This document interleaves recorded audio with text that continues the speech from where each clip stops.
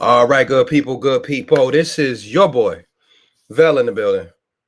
It's Victory Z over here. Victory Z, you got Um, it all right. listen, I'm riding that energy from the squad this week, so Got to, I'm on one. got to. Something. It's a must. I mean, we are excited to kick off our first post game reaction video to a regular season game of this season. It's been a long time coming. I mean, the last time we had a reaction after a real game that counted was after the Kansas City loss, and I think we even took like 2 to 3 weeks after that. We ain't even get right to it. I think we was like, do we really want to talk about this? So, For um, certain. yeah, it's good to shake that off. We obviously had our own predictions and all of that about the game. Some of the stuff that we said was right, some of it was wrong. But at the end of the day, before we get into all of that, um, Z, obviously you were there. This is one of the handful of games that you attend. You know what I mean? To start off Chill. the year, you couldn't miss it though. I get it. You can't miss the Baltimore Sunday night football opener. So last opener of of the whatever you want to call it, the last tour at the Ralph, at whatever you want to call it, high mark. This was the last home opener there. So I mean, Z, obviously I got a chance to see you for a little bit there, man. How was Little yours? bit. I Yeah, I mean, know, right? that was a whole work shift out there, dog. Yeah, nah. I mean, listen, yeah, that's why I said I'll talk last because I mean, we all know, man. It was man. Yeah, I'm here though. But Z, your views from the tailgate to the game, man. What was that experience like for you? With it being your last home opener in that building. Bro, vibes were as high as ever. Energy was there. Everybody was there having a good time, and it was all love. You just felt it. Even as annoying as it was to have all those Ravens fans around, energy was good. Vibes are up. Yeah, Beautiful day. It was a little bittersweet though. Standing in the shadows of the new stadium, knowing that the clock is ticking on the current high mark. So I mean, it was definitely a little bittersweet, from that aspect of it. But right. I think at least 15 times on Sunday, I just looked at the new stadium as like, man, what this is about to be like. Yeah, One more year before that bad boy is open, and then look back at the shit. I call it the Ralph more than anything else. Look at the Ralph, and I'm just like, man, the memories here though. right. The games that I've seen, the players that I've seen, the memories that I've made coming to these games. So it was nice to be in the building for the last home opener. Yeah, Um, but it was a good time, man. Good time overall. Good vibes, good energy, good weather. It's always a crapshoot what we gonna get, even in September. So, it's definitely overall good day for sure. yeah. And I'll add to that to say, obviously, my day was a little bit longer than yours, just a tad bit. Pulling up to Hmm. the stadium around 8 o'clock. Yeah, that's wild. Getting that RV set up and getting the tent set up. Starting it off with being on the kickoff show with Dad Brown and those guys on Channel 4. So shout out to Josh Reed once again on getting the people to swing by the tailgate early. It was like 4 different parts that went on throughout the day where some interactions with social media and the people with the Buffalo Bills. But shout out to Dad Brown, popping up on the cafe on the gang, the Brown family / Johnson family. Just being able to start the day off like that for me was dope. Getting a chance to introduce myself, kind of going over my routine, even though I always tell people when it's a 16-hour shift, that's a different routine that you just can't prepare for. I mean, you can, but you can't. And obviously I've learned my lesson once again after this past one, but uh but you fast forward, I see you, your brother, I see the rest of my people that popped up there. Shout out to Mike Cole, Chris, Christian. Shout out to all the people that stopped by our tailgate. Seeing Steve Tasker, Chris Brown, One Bills Live popping up. My cousin Barry, it was just a lot going on, and I'll be honest with you guys, I got caught up. I was so excited to see everybody. My drinking hand got a little heavy, and So you took shots with everybody that walked up, and right, and now to catch up to you. I'm and not, it did, and it did, and it did. I'm not and it 26, did. I'm 36. All right, so it's one of those things where you gotta know your body, you gotta be able to mellow yourself throughout the process, but it's like that first day back at school. I've said it before. When you first, you know, especially being there since 8 o'clock, like you finally settle down and you finally start to see the people. You finally start to feel the vibe. You feel the energy, and that's what I felt most. Leading up to it, like you said, the Ravens fans being around, Bills fans being around, the buses, the RVs, the cars pulling up. It was so much going on. I felt like a kid, you know what I mean, in a big toy store where they like, yo, everything in a toy store free. Just take what you want and get out of here. And you can be here as long as you want. That version for me on Sunday. And I think, that's what led to me, having a couple moments. But to fast forward to the game part, obviously game, being able to stay and see the end. I know I fell asleep early in the game, or I'll say pregame, whatever. Um, Not yo, the truth coming out, man. no, Said fell asleep during the game. yeah, I Real mean, bad attitude. once the one bad thing about it is when I get in that mode, man, if I sit down for too long, I'm a knockout. All right. You can't keep me seated for 30 plus minutes. After 10, 12 hours of being in that parking lot. It's just not gonna work. So yeah, there was an early nap in there, but you know what I mean, to see the ending portion of that game, which we'll dive into, to be able to celebrate, see some of the fans that I've been able to, high five and bump shoulders with over the last 4 or 5 years. It's a dope feeling. It's a dope feeling, and like I said, I wouldn't trade being a Bills fan for nothing. I mean, I know Yeah, back in the for day, sure, man. back It's in a the day, beautiful it thing. was Like funny. I had another bittersweet moment, like walking into the stadium. This is week one. We've been in these seats for a minute now, and just saying what's up to like my people in the row in front of me. Like I got a couple homies, Mhm. this specialist, this man and wife, like they mad cool. Seeing them the first time this season, and like, yo, y'all going to the new stadium? Yeah, where you at? Where you at? Yeah, Like just the excitement that happened, and then also realizing like, yo, this the last go around here too. Like it's real. yeah, It's real. it's It's around real. here. I know, man. No tears yet. Say that for the finale. Um, but really though, let's get into what it was, right? The game itself. We know that it was like a heavyweight battle, but almost at times it looked too easy out there for definitely one side. But quiet has kept it look easy for both sides at times. So, I'll give you a couple. What was your two biggest takeaways from quarters 1 through 4? We all know the fourth quarter was the big quarter. For those who didn't watch, I mean, you had to have been under a rock if you didn't hear about what happened. But for those who didn't watch, obviously the fourth quarter was where the Bills came back down 15 to win the game. But your two biggest takeaways from that matchup, man. Um,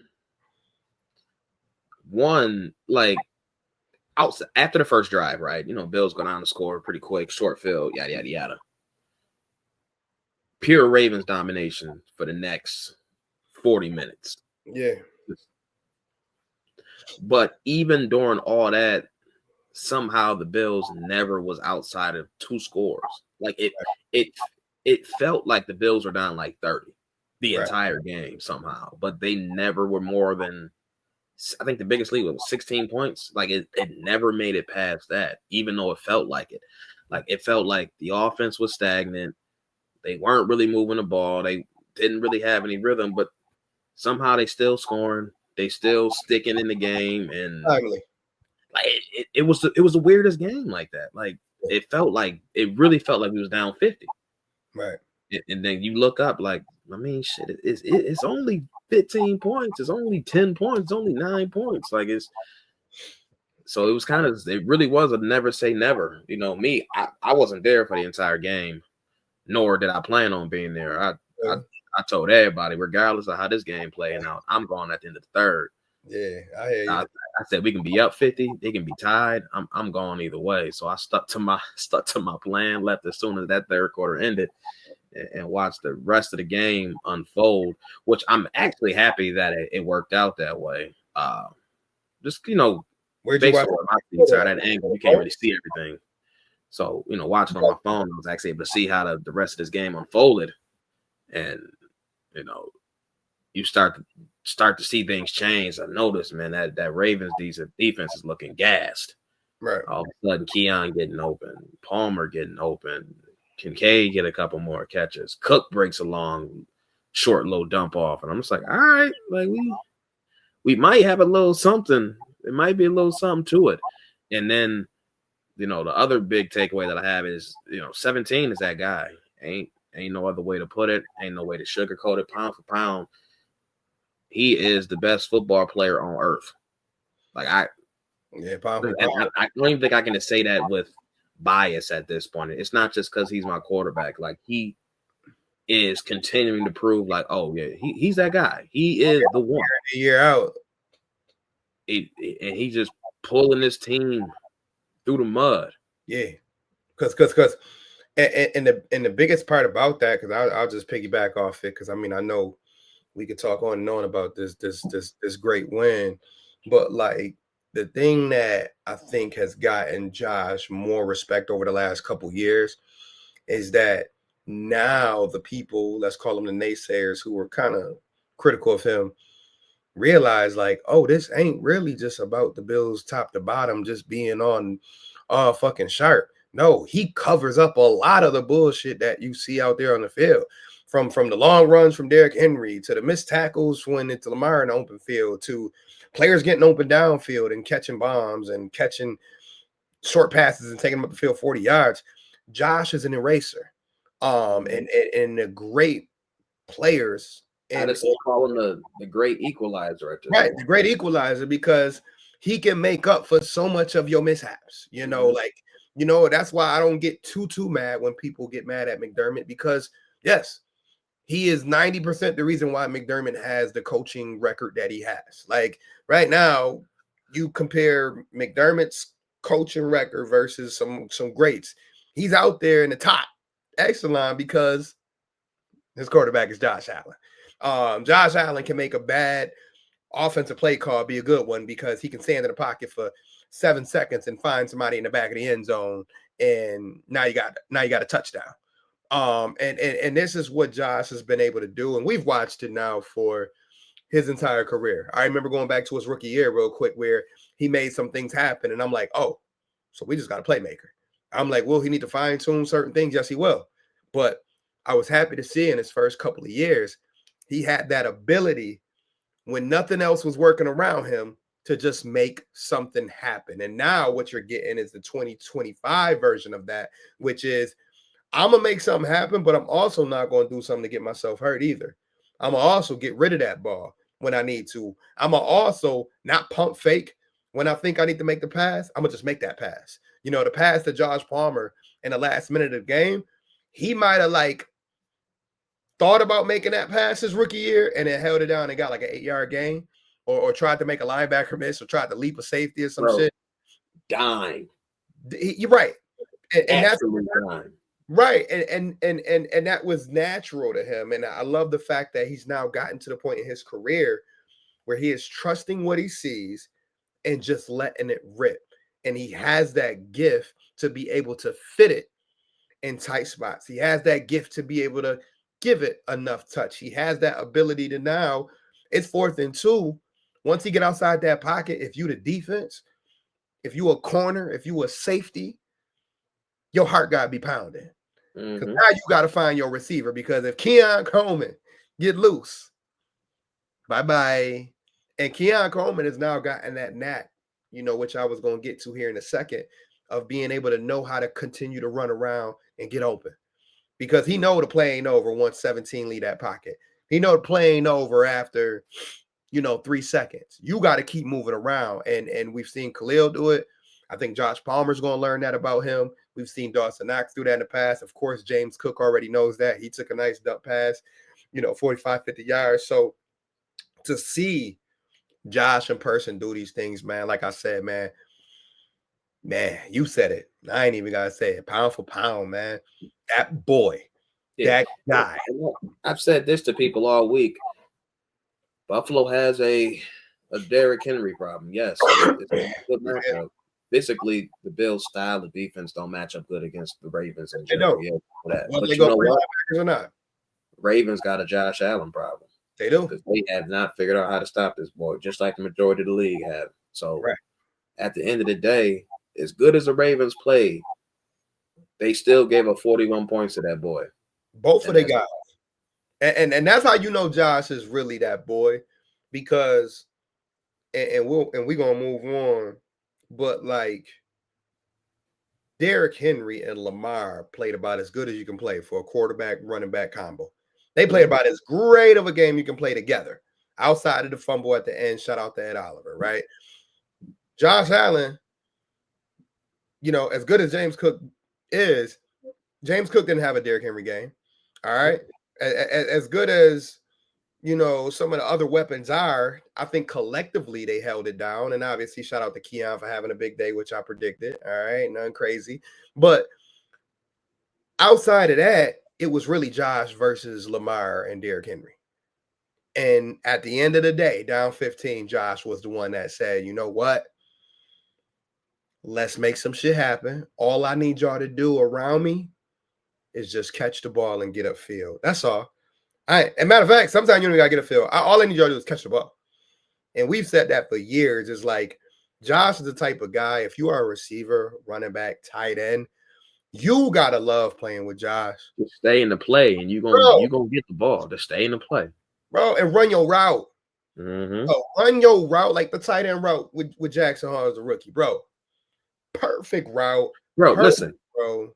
How unhinged do you have to be as a quarterback to drop back, game close to on the line, 30-yard pass on a rope to your third string or your third tight end who happens to be a rookie, and this happens to be his first target in his entire NFL career? Like, who does that? And it was so perfect that the dude was forced to catch it. Because right now, you didn't have a choice. Yeah, you seen the replay. They hobbled it at first. But I think once he even realized, like, nah, this is in my chest. Like, I gotta catch this. That's when his natural, you know, football instincts came in and he held on to it. But like, bro, once again, that's Josh Allen saying, I'm gonna put it there. It's on y'all. Like, don't come looking at me after the game talking about some, oh, Josh, my bad. I gotta be better. Josh not with that now. Like, Josh is, and that's why I said I tip my hat to him, because he's at a point in his career now. He even looking at his weapons like, listen, if y'all don't do y'all job, that's on y'all. I'm not gonna publicly shame y'all. I'm gonna always point to myself, but watch the tape. I'm putting the ball where it needs to be. Y'all got to go make the play. Y'all got to get upfield. Y'all got to turn around, make a guy miss, and make shit happen. You know, that's why I love him. And at this point, it's apparent that the team is following his lead. Oh, yeah. Like, they matching his energy. I mean, you hear from, you know, Joshua Palmer after the game and Joey Bosa after the game, and we never experienced a win like this before. Never felt this type of energy before. Never had this much joy after a win. Like, yo, bro, it's different over here. Different. It's different up here. It's different, man. And that's big part of the job. You want to talk about a confidence builder earlier in the season, bro? This team now sees like, yo, we did this against arguably the best team in the league, right? And didn't play our best, and didn't play our best, and we think, and we see it now. Like, oh, when we really get our shit together, oh, we up there. Steamroll. It's this confidence building, it's team building, it's trust building. Listen, of course, I would love to see a flawless game, a perfect win, a blowout. I don't think I could have scripted a better way for this to go when it comes to that aspect of it. Like, the confidence builder, the team building, the trust that's built in this. Like, bro, that's huge. This team to show, like, yo, even if the defense not having a great day, this offense say, I got you. And we haven't had that forever. There's been so many times when if the defense don't have a good day, we're not going to win. Yep. If the defense ain't playing flawless, we ain't going to win. bro. They let up 40 and still won. Crazy. I mean, what can you ask for, man? But again, like I said, me and you, we can sit here and talk all day about Josh. I mean, this is the life of a Bills fan now. We got, the best Lucky, player. We got the best player in football, hands down. There's guys that's in the same vicinity. You know what I mean? Shout out to Lamar. Shout out to Pat. Shout out to Saquon, Derrick Henry. All them boys. You can I put. You can. think Josh is on the platform of his own right now. I hear that too, but I'm just saying, like, I respect those guys. Oh yeah, I this mean, dude's right there. Lamar had a play. Lamar had a play in that game. I ain't gonna hold you, bro. where it was just Multiple plays. Look, honestly, every time I watch Lamar Jackson, I'm just amazed at the amount of talent that this man has. Like it's a cheat code. You shouldn't be able to do the thing that he can do with the ball in his hands. And that's not just as a runner, also as a passer, because he's made leaps and bounds in that area. But like extremely accurate. Literally every time he touches the ball, it can be a touchdown in the blink of an eye. Like he was 15 yards behind the line of scrimmage with 2 defensive ends on him. And not just 2 regular defense. We got Groot who has a wingspan of a fucking school bus. And he's just boom, boom, boom, boom. Not only do I get out the sack, I just run for 20 yards. Like that should never happen. And he just made it look easy. Like play after play, he is absolutely amazing. I'll say this, and I'll end it with this. If you were to put together the ultimate flag football team, and I know they're talking about doing that anytime soon, if you had to go QB1, QB2, you give us the US of A, Josh Allen, Lamar Jackson, and the receivers, you can throw whoever you want out there. Bro, ain't nobody stopping those boys. Though them 2 quarterbacks right now, and like I said, got much love for the hardware that Pat got much love for the hardware that Jalen Hurts have. Much respect for those guys that are trending in the right direction. But right now, the 2 best quarterbacks on the planet, Josh Allen, Lamar Jackson, and they proved it because the whole nation saw the best game of the year in week 1 just because the 2 best were going at it. Point blank, period. Like that, to me, should stamp who the 2 best QBs is in the league right now. Yeah. Just right now. Lamar didn't. He didn't come up short. That's what I'm saying. So it's like, bro, there was no real mistakes from his end, no turnovers, no fumbles, none of that. It really was a Derrick Henry fumble and 2 3-and-outs at the end of the game. Yep. That's the only blemish on that whole. You can blame that on once again, you can blame that on Derrick Henry and coaching. That's it. Derrick Henry and coaching. Coaching is the biggest blemish that whole game because Baltimore. It was a couple different things that Harbaugh did. I'm like, if you was a Bills coach, you'll be getting roasted right now. Yeah. I'm sure Baltimore fans. Yeah, I'm sure they was calling on the radio going in. Not going for that 4th down at the end of that game. I said, oh yeah. It's risky, but when you got one of those guys, But we didn't stop them all day on the ground. You scared to pick up 3 yards? Right. No. Not my problem. We weren't gonna stop that 3 yards. Like, yo, bro, it could have happened. But I would much rather go out being aggressive than being passive like that. Because if my team was in that same situation and they punt the ball to the best quarterback in the league, daring him to beat you, I'm telling you right now. What are you doing? That's like punting the ball to Brady. Yeah, and with a minute left. Like, you're going to lose. What are you doing? McDermott would have got roasted that next day. Like, I'm talking damn near fans would have been pulled up outside of One Bills Drive had we lost that game because he punted the ball on 4th and 3. Because he's done some suspect stuff like that before. But I think even McDermott has learned over the last 3 or 4 years, I got one of one. So 4th down and short, 3rd and short. So let Josh be Josh. As we always say, let Josh cook and the rest we'll live with. Fast forward though, guys, man. I really feel like we got to talk about him. You know, AFC East divisional game, first one. We already got one in the conference. Why not add 2? Hold on, bro. Before we switch topics completely. Oh yeah. I just got to shout out Ed Oliver on that game. Nah, we can't. Yeah, we can't skip over that. Best game of probably his pro career from start to finish, even with all those rushing yards given up. It wasn't Ed that wasn't balling. Yeah. He dominated. He affected the game. Yep. Big tackles for loss. Obviously, the forced fumble, the sack. His presence was felt. Like he was abusing the centers, abusing both guards. And if he comes with that type of energy and that type of playoff season, that's a complete game changer for that defense and that defensive line. Yep. So before we have to switch gears, I definitely have to give a shout No, out. I respect that because I thought about that like 10 minutes ago when we was going into our deep Josh Allen bag. I'm like, man, I don't want to skip over Ed Oliver. So yeah, huge Yeah. shout out to yeah, because I mean, you know, and two-part too, because I want to say Ed Oliver, and then I do want to give a shout out to the rookie Dorian Strong for holding on his end of this, you know. Yeah, he didn't have to do much, but he held his own. They Yeah, only threw it a couple times, but he once I ain't finally, got a play. yeah, once I finally got word that he was going to be starting, I was like, okay, here we go. But he was able to do his part. But yeah, Ed Oliver, like you said, man, monster game. And for me with Ed, real quick, that's just not only a sign of growth and maturity, but to me, that's the way that you lead by example.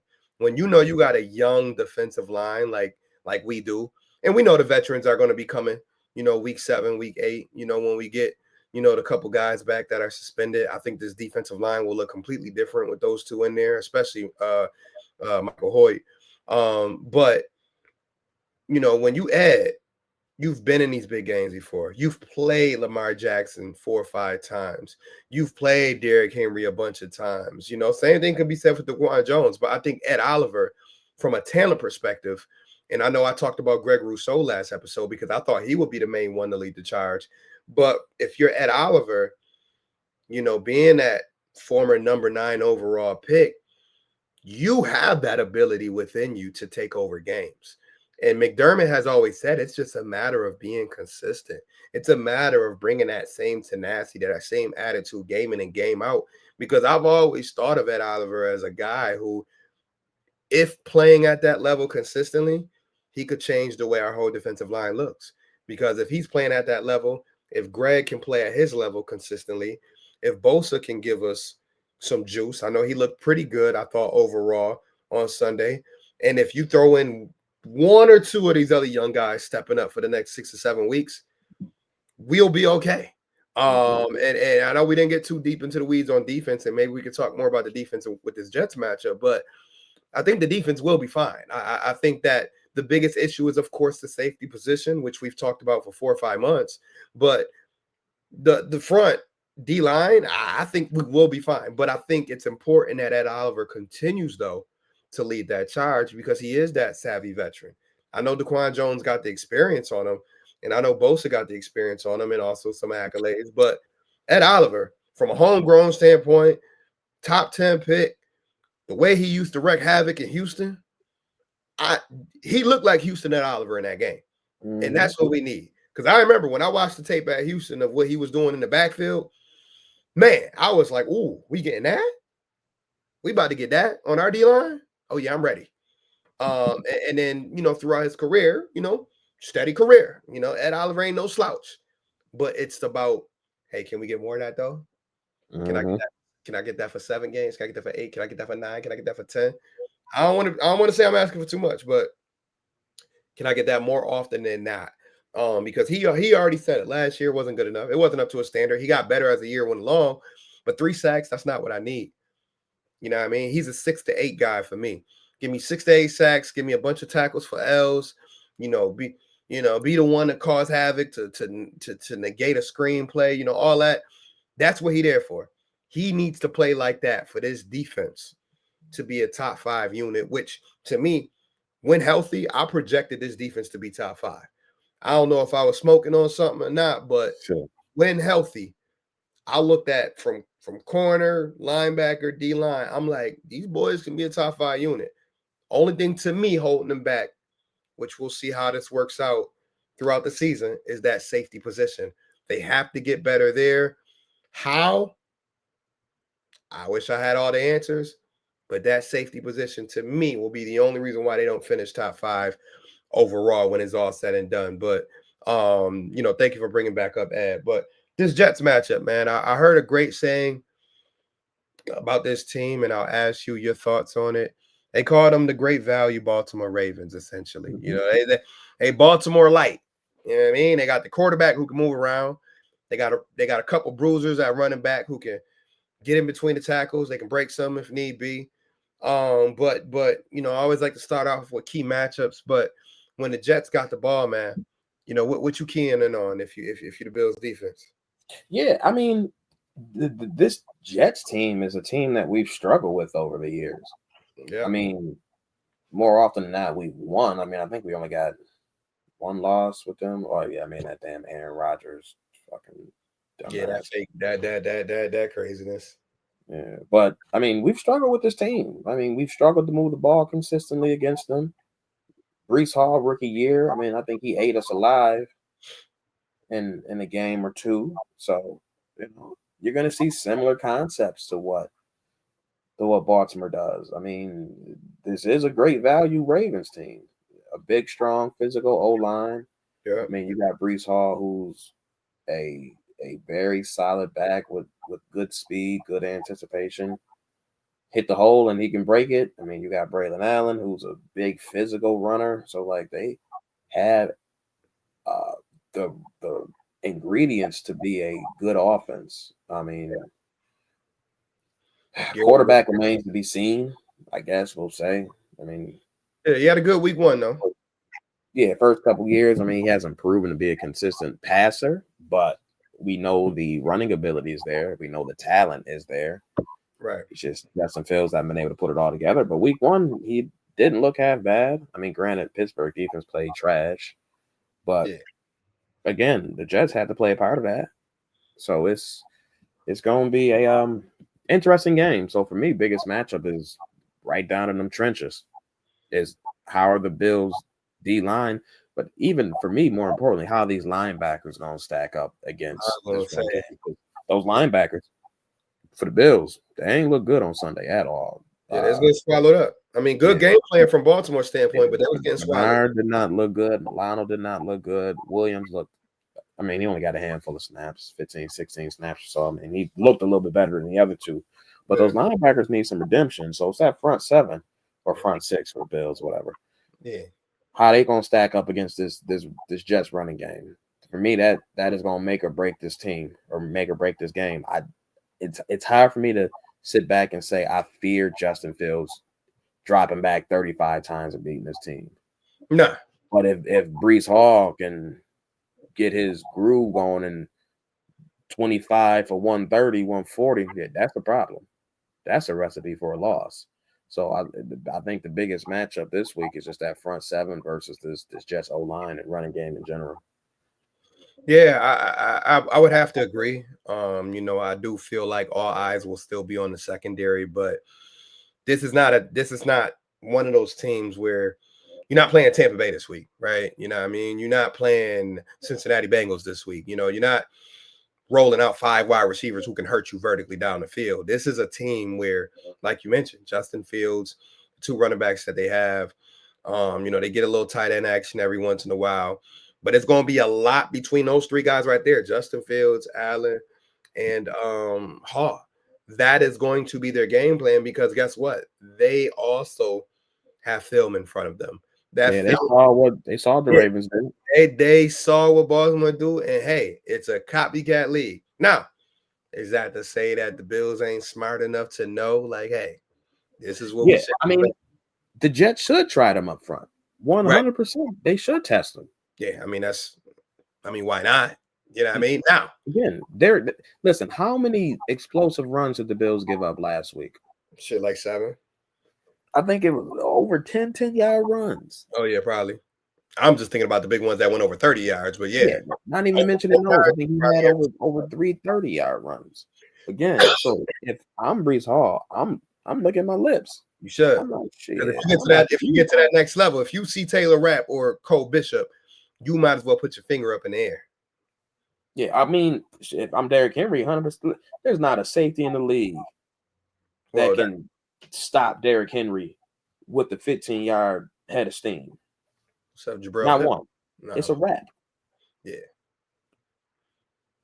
It's over.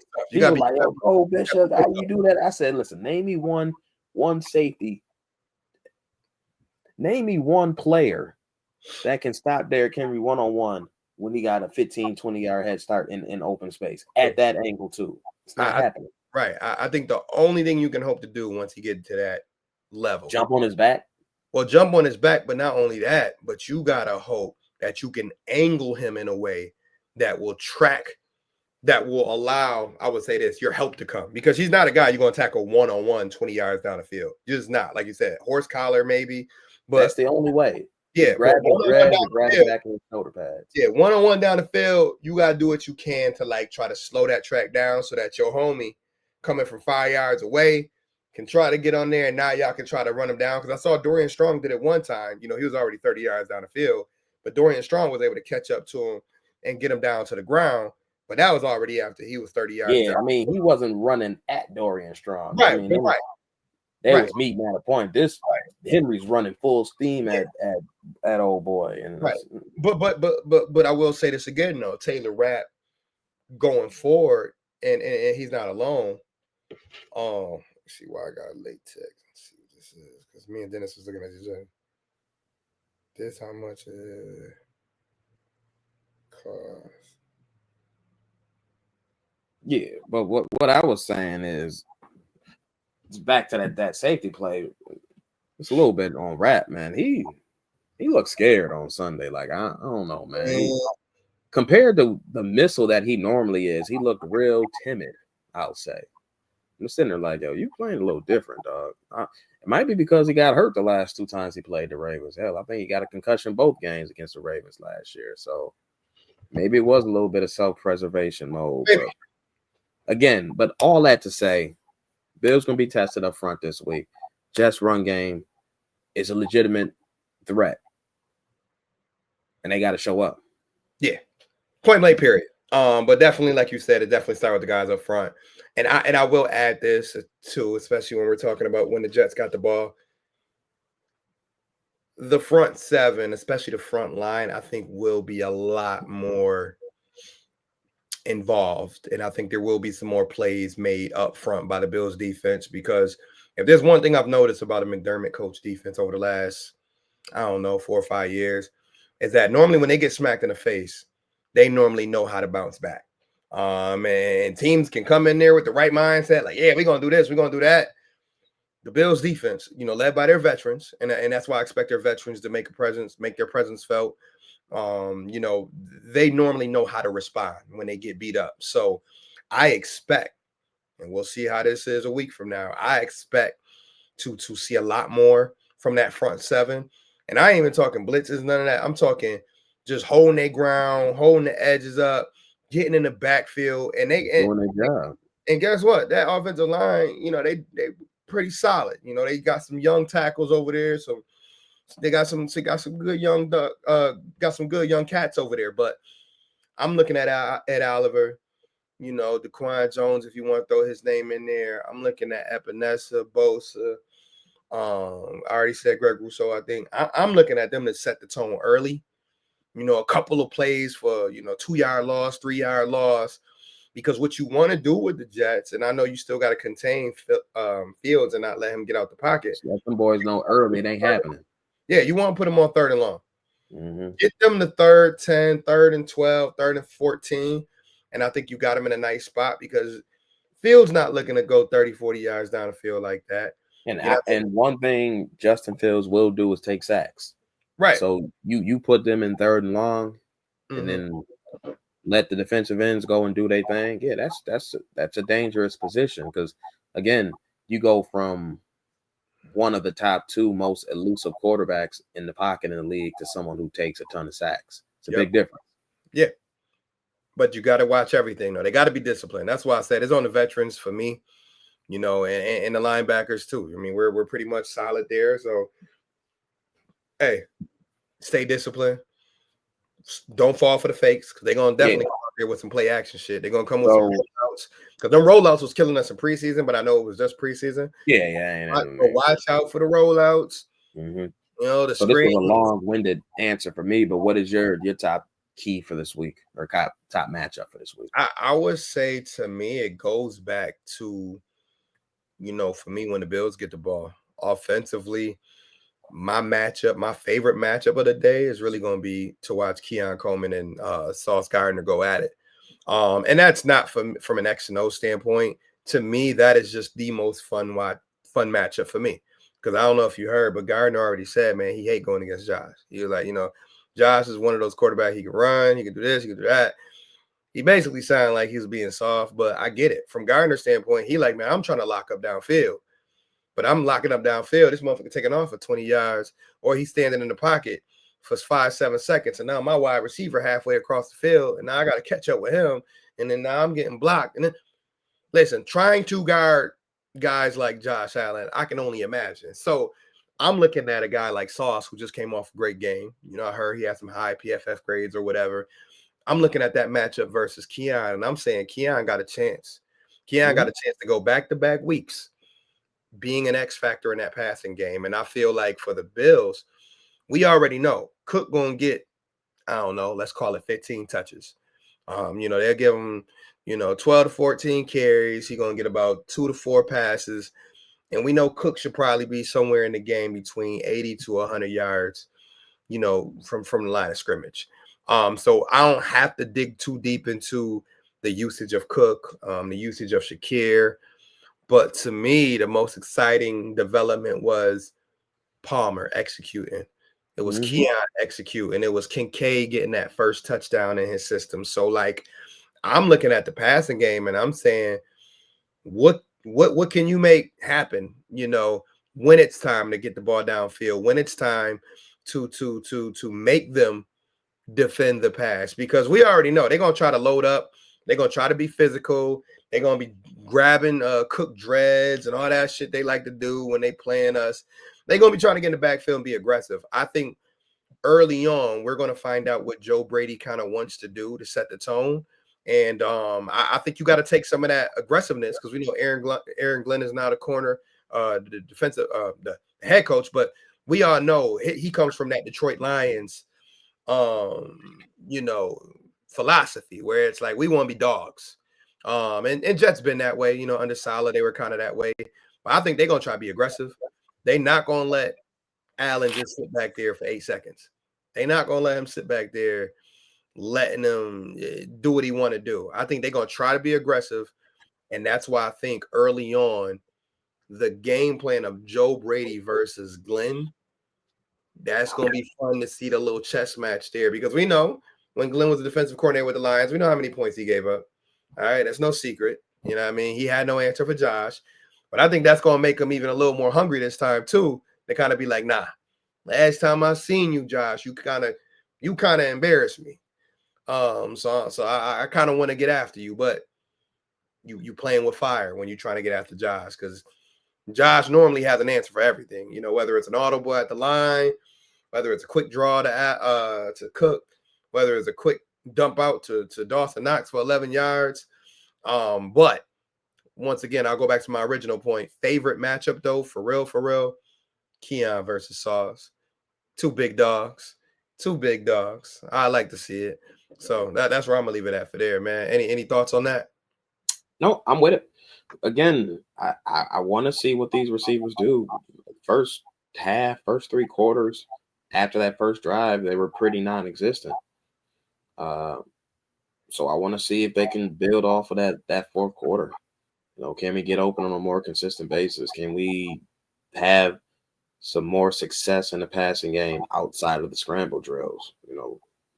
Can we get some easy button throws in there? I'm hoping that Joe Brady comes up with a much more aggressive game plan this week from a play calling standpoint, because I felt we got real conservative after that first drive, and I'm hoping we come out with a different level of urgency and not wait until we're down to really unleash Josh. So just to stick with your theme of Coleman versus Sauce, I'm with that, because I want to see these receivers actually go out there and be aggressive and try to make some plays out there. I'm hoping they get the play calls and the opportunity to do so.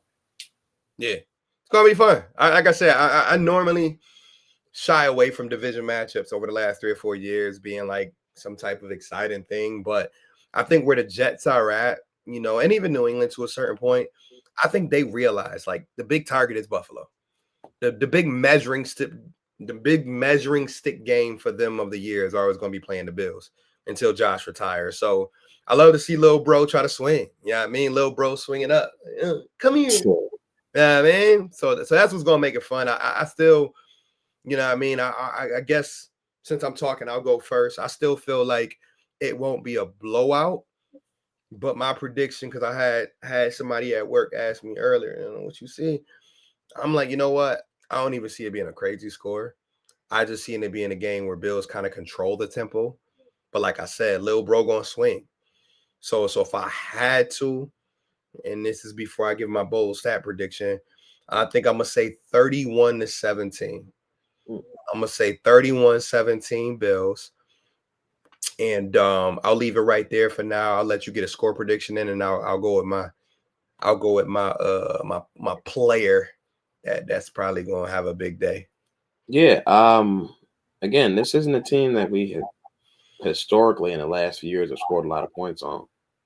I mean, I feel like we've struggled to really consistently move the ball down the field or punching into the end zone. I mean, I think there's one year we settled for a whole bunch of field goals. It should Yeah, be yeah, like 19 or something with a whole bunch of yeah. field That's goals. crazy. Yeah. We've struggled with this team. I don't know if that's going to continue this week. Aaron Rodgers in his late stage, 4 touchdowns with relative ease. Never really hit much resistance. Secondary didn't look nearly as good as they looked in the past couple years. Outside of Quentin Williams, no one was really doing much up front. So I think the Bills definitely has the potential to put up some points this week. I think they keep rolling. Um, Again, there's always a potential of a letdown after an emotional win, but this is only week 2. It's not like it's been a long season, an emotional win. Now we tired and worn out, but it's week 2. I don't see a big letdown in that Nah. sense. I do expect the Bills to win. They're the better team uh, with the best quarterback. So I mean, on the road or not, I think this is a Bills win. I think my score will be kind of similar to yours, but I think it'll be a little bit higher. I think it's going to be a 38-20 score. Okay. Not too much different, but you gotta get a little bit more. And again, I don't think it's going to be up 21 like that, but I just think it'll be a couple late scores that pushes that. Put them away. Yeah. Maybe Allen on the bench with like 6 minutes left. Yeah, I think Jets down, 10-13, and then trying to push and then get Fields into a couple mistakes and then kind of the floodgates type of thing. I don't think it's going to be a blowout from beginning to end. I just think there's going to be enough pressure on the Jets to have those pipes burst towards the end, and the Bills able just to capitalize. Okay. So statistically, oh man, this is a good one. So first off, I'll say with my guy Justin Fields running around, I'm gonna say I'm expect a bounce back game from Terrell Bernard. Normally I like to say Matt Milano is that guy, especially when we play the Jets. He's like the Jets whisperer. You know what I mean? Being that he's I don't know what was the connection that he had with New Jersey or the Jets, but there was something I read early on in his career. Like it was some connection that he had with them, but I don't know. But normally Matt Milano gets a pick or something against the Jets. But I'm gonna go Terrell Bernard defensively having a big game just because I just feel like he's due for one of those games. I mean, I know he had a fumble recovery in his last game, but I mean, outside of that, he really wasn't mentioned much. But I expect a couple flash plays from him, getting in the backfield or forcing a takeaway. Offensively, I know I like the matchup of Keon versus Garner, but I think we're going to get a James Cook special. I can see James Cook getting 2 or 3 touchdowns. I think Kincaid also has a nice role in this game, just in the middle of the field. But I think James Cook, just using his quickness to get around those linebackers, whether it's in a passing game or, a quick run up the middle that he bursts for 40 yards. I think he's the kind of guy when a team is being aggressive that you love to have. You know, I've watched guys like Mm-hmm. Alvin Kamara do it for most of his career. You know, I'll go further back to guys like Chris Johnson and the Jamal Charles of the world. Like, You it's just always naming good. everybody with dreads right now. I know, right? But them dudes used to get to it though. Like, yeah, I mean, you get them the ball, and it was like one or two misses, and now you like, damn, That's I'm like, it. yeah, he gone. Mm-hmm. And so I look at that opportunity for James Cook because even though he had a couple good moments in the Baltimore game, I feel like with the Jets, I honestly don't think the Jets know what to focus on other than we got to stop Josh Allen. Like, I don't even think the Jets going in there like, yo, we got to contain Cook. I think they really coming into the game like, let's be physical. Let's just pin our ears back and just try to hit whoever has the ball as hard as possible. Right. But there's pros and cons with that because one missed assignment, one bad move, you know, one juke too far to the right, to the left, and now you watching somebody go the other way 50 yards. So that's where I got it. But for you, man, what you got? I think this would be a pretty good Khalil Shakir day. Okay. I expect the Bills to come out more aggressive. What's the easiest way to get that passing game going? Quick, easy button throws. Who's your best receiver at that? It's Khalil Shakir. So uh, I'm going, probably somewhere 6 catches, 75 yards. Not massive in the grand scheme of receiver numbers, but again, as a tone setter, I think that goes a long way if they can get him going. Because once his rhythm gets going, Josh's rhythm is going, and everything is clicking. So I think Khalil Shakir is going to be, I would say, the tone setter for the game. I like it. Um, Defensively, I don't have a stat or a metric to track, but I will just say I expect to see much more inspired play from the defense. There's no way to track that, but You know, these are all grown men yeah. with pride, some with egos, Yeah. and they gave up 40 and got ran all over the place. Yeah. So I expect them to come up with a much different level of intensity and intentionality, and expect them to try to put a better showing out there. So I expect the defense as a whole to have a much better performance. I'll just put it like that. I think we'll know when we see it if they're out there. Oh yeah, first quarter. First Yeah, quarter, you're gonna see the tone set early. I can tell you that. I remember watching real quick a game against Miami a few years back, about 4 or 5 years ago, when trash. the Bills defense just violated Tua. I mean, knocked him out in the first quarter because they were just like, Mhm. nah, we sending a message that y'all might as well bring in Jacoby Brissett because this game is about to be over. So I'm looking at it from that perspective of there being some nice little moments early where they set the tone defensively. I'll give you one give me of the week because I have no upset alerts this week. I have no upset alerts this week. I will say, definitely hit my lock of the week: Green Bay over Detroit. Okay, you got your Green Bay over Detroit. I like I that. was I was this close to getting my upset of the week, my Cleveland I over damn near forgot what I Cincinnati. said, man. I was right there, but Oh, you gonna make me play mine back? yeah. The fuck I What said? you got this week for your lock? For my lock, I'm going Philly, man. I'm going Philly over KC.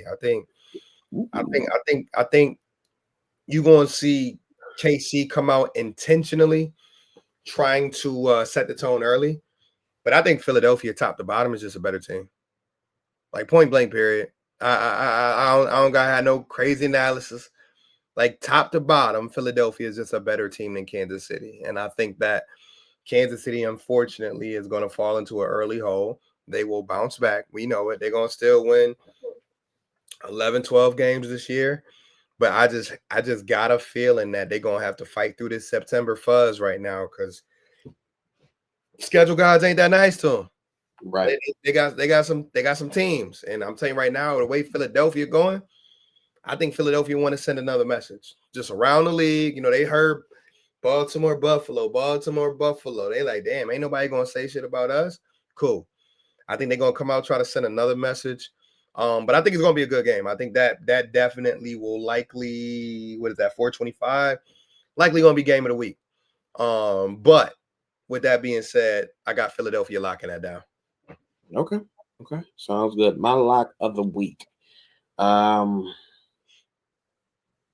it's gonna be Detroit over Chicago. I can. Again, Detroit was part of my lock of the week the other way last week, but even with all the coaching turnover, which is why I expected them not to win week one, Right. I think this team has too much talent to start the season 0-2. Obviously, it's possible, Agreed. but I don't expect to see that with the team that's coached by Dan Campbell and a team with that much talent. So my lock of the week, Detroit over Chicago. My upset of the week. It's not a huge upset from a betting line standpoint because they're only 3.5 point underdogs, but I'm going Jacksonville over Cincinnati. Big up. Cincinnati got the dub, but like usual, early season history That's big. looked terrible doing it. So Big. I got to go again, back and actually watch the highlights of that game because I didn't get a chance to. Obviously, there was a lot going on Sunday, but I didn't get a chance to really catch up on some of those games. I still got to go back and look yeah, at the big Jump. trash, man, big trash. Damn, for real. Yeah, big trash, big trash. But it is what it is, man. The So Bangies. yeah, so my The upset Bangies not Jacksonville real. over Cincinnati. Bangies not real. Once again, what do you know? But all right, cool. I told Muggs from the jump, definitely didn't want to keep this over an hour. Late night episode. Obviously, we went virtual on y'all boys, but it was great to be able to, reminisce. First off, on the week one victory, Baltimore Buffalo special.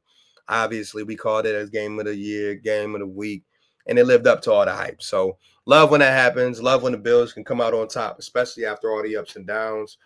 Big week though. I always tell people I don't take division games lightly. I don't care if we big bro.